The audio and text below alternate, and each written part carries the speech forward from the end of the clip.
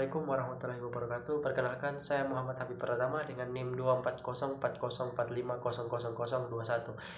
Hari ini kita akan membahas mengenai teori behavioristik.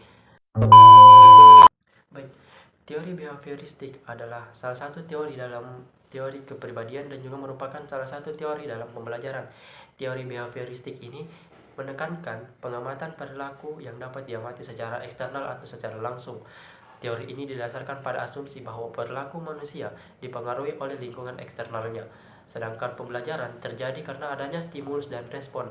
Nah, contohnya itu ketika seorang guru memberikan stimulus atau dorongan kepada siswanya, misalnya memberikan sebuah studi kasus.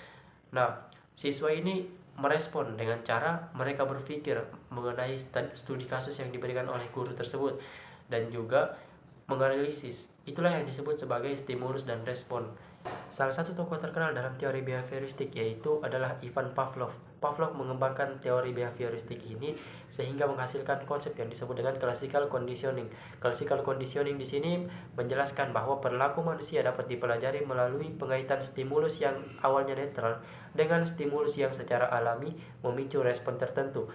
Ia menemukan bahwa seekor anjing belajar merespon stimulus baru setelah stimulus tersebut dikaitkan dengan stimulus lain yang telah menimbulkan respon alami. Contohnya itu pada saat seekor anjing dapat belajar mengeluarkan air liur setelah mendengar bunyi lonceng karena lonceng tersebut dikondisikan dengan pemberian makanan. Nah, selain Ivan Pavlov terdapat tokoh lain yaitu Burrhus Friedrich Skinner juga memperkenalkan sebuah konsep terhadap pengembangan teori behavioristik ini yang disebut dengan operational conditioning, di mana perilaku dipengaruhi oleh konsekuensi yang menyertainya.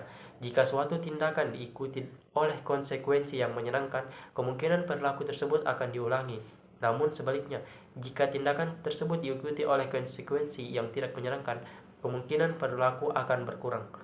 Dalam teori behavioristik, terdapat 3 hal yang mempengaruhi, yaitu reinforcement, punishment, dan shaping. Mari kita bahas ketiganya. Reinforcement dapat diartikan sebagai suatu rangsangan yang diberikan untuk memperkuat kemungkinan munculnya suatu perilaku yang baik sehingga respon menjadi meningkat karena adanya stimulus yang mendukung. Reinforcement di sini terbagi atas 2, yaitu reinforcement positif dan reinforcement negatif. Reinforcement positif adalah penguatan yang mencakup tindakan atau perilaku atau peristiwa yang memperkuat respon dengan memberikan stimulus untuk perilaku tertentu dengan tujuan meningkatkan perilaku tertentu, seperti memberi hadiah atau pujian kepada anak karena mereka membersihkan kamarnya. Terus yang kedua, reinforcement negatif. Penguatan negatif juga memperkuat respon, tetapi dengan menghilangkan hasil yang tidak menguntungkan, seperti anak membersihkan kamar mereka untuk menghindari hukuman.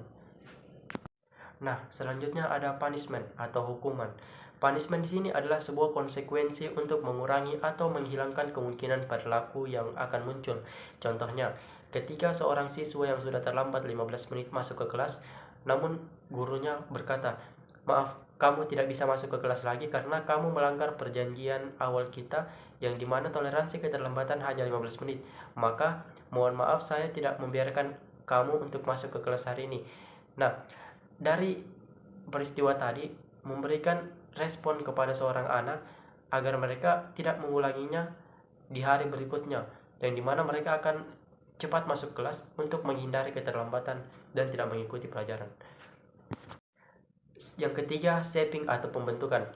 Pembentukan adalah pengubahan tingkah laku yang dilakukan secara berangsur-angsur menuju ke respon yang dikehendaki dan kemudian hanya memperkuat reproduksi yang lebih cermat dari tingkah laku yang dikehendaki.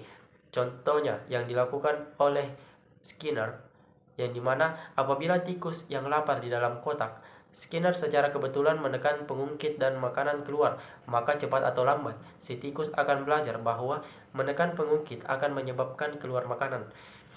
Contoh lain, para psikolog yang mengajari berbicara pada anak yang mempunyai keterbelakangan mental parah dengan memberi hadiah atau penguatan bagi setiap suara yang mereka keluarkan, kemudian secara berkala atau berangsur-angsur menuntut suara yang menyerupai kata-kata dari gurunya. Nah, Itulah penjelasan singkat mengenai teori behavioristik. Ketika ada salah kata, mohon maaf. Sekian dari saya. Wassalamualaikum warahmatullahi wabarakatuh. Thank you everyone. Thank you Elmar. Go!